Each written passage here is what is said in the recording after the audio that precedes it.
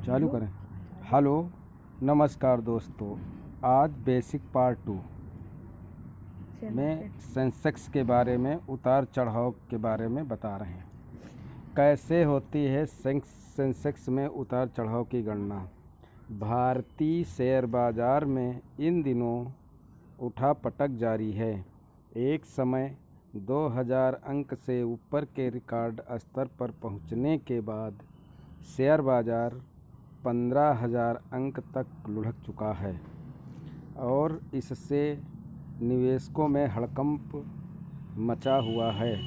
हम अक्सर शेयर बाजार में अंकों के चढ़ने और उतरने की चर्चा करते हैं, जैसे शेयर बाजार 2000 या फिर 200 अंक या फिर 300 अंक ऊपर नीचे गिर गया। पर क्या हम ये जानते हैं कि शेयर बाजार के ऊपर उठने या फिर नीचे गिरने की कैसे की जाती है। इस अंक में हम यही बताने की कोशिश करेंगे कि आखिर शेयर बाजार में उतार चढ़ाव का आकलन कैसे किया जाता है। देश में मुख्य रूप से 2 शेयर बाजार हैं।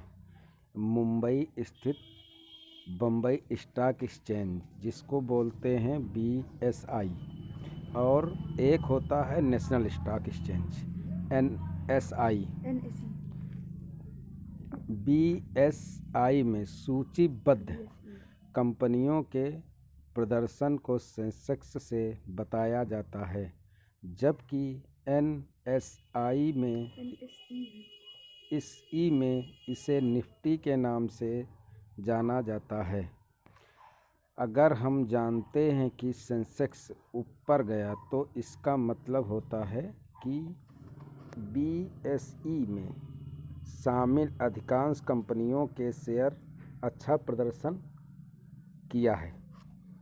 वहीं ठीक इसी तरह सेंसेक्स के नीचे लुढ़कने का मतलब होता है इसमें शामिल कंपनियों के शेयरों के भाव नीचे गिरना। सेंसेक्स का आकलन कैसे करते हैं।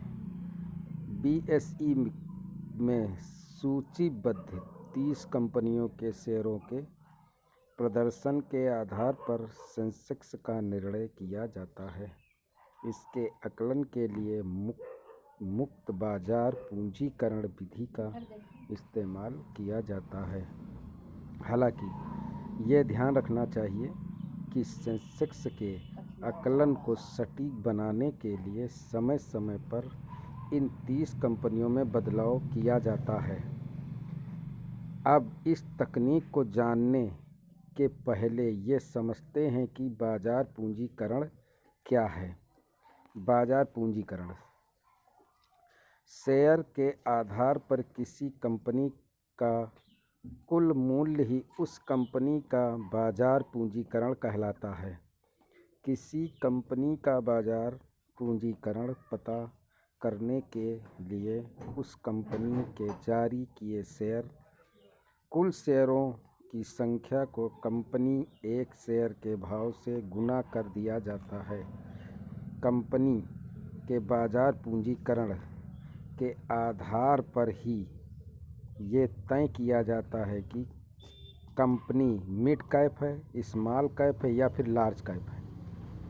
बाजार पूंजीकरण को समझने के बाद हम मुक्त बाजार पूंजीकरण को समझने की कोशिश करेंगे।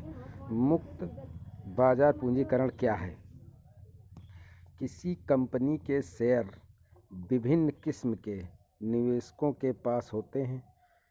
इनमें से कुछ शेयरों पर सरकार का कब्जा होता है, तो कुछ कंपनियों के संस्थापक या फिर निदेशकों का। अब मुक्त या फ्री फ्लोट शेयर उन्हें कहते हैं जिनका कारोबार खुले बाजार में किया जाता है, यानी जिन्हें कोई भी निवेशक खरीद सकता है। जब हम सेंसेक्स का आकलन करते हैं तो हम दरअसल इन्हीं शेयरों की चर्चा कर रहे होते हैं।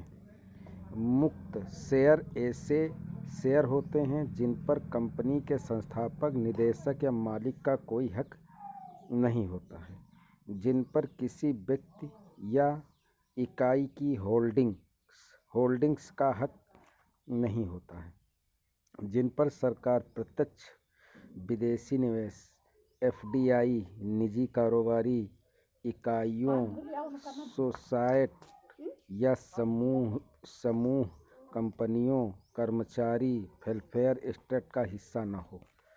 साथ ही ऐसे शेयर जो लॉक्ड इन की श्रेणी में आते हैं और उन्हें आम निवेशकों के लिए जारी नहीं किया जाता है, वे भी मुक्त शेयर नहीं कहलाते हैं। हर कंपनी को बीएसई को संपूर्ण रिपोर्ट सौंपनी होती है कि उसके कितने शेयर किन किन लोगों के पास हैं।